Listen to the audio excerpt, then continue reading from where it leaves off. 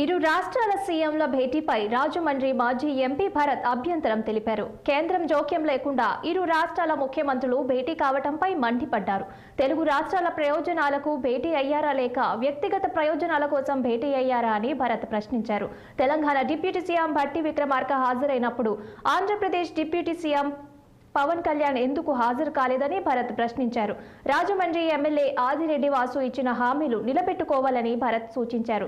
ఇంతవరకు విద్యా దీవెన, రైతు భరోసా అమలు కాలేదని భరత్ ఆరోపించారు. గతంలోనే కమిటీ చేసింది, high level committee, Sheela Bedi committee అని చెప్పి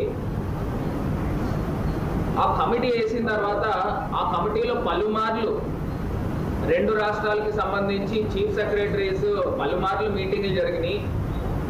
మరి దానికి సంబంధించి దాన్ని అక్కడ గాలికి వదిలేసి మళ్ళీ ఫ్రెష్గా స్టార్ట్ చేసి కాలయాపన చేస్తారా అని అడుగుతా ఉన్నా. ఒకటి అర్థం కాని అంశం ఇది. మరి కేంద్ర జోక్యం లేకోకుండా ఈ ఇరు రాష్ట్రాల ముఖ్యమంత్రులు ఏ రకంగా విభజన హామీలకు సంబంధించి మరి వాటాలు పంచుకుంటారో నాకైతే అర్థం కాదు. మరి అదేదో నిజంగానే నిన్న వీళ్ళు కూర్చున్నప్పుడు కేంద్ర ప్రభుత్వం వేసిన షీలా బేడీ కమిటీని వారిని కూడా పిలిచి ఉంటుంటే నిజంగా అక్కడి నుంచి స్టెప్స్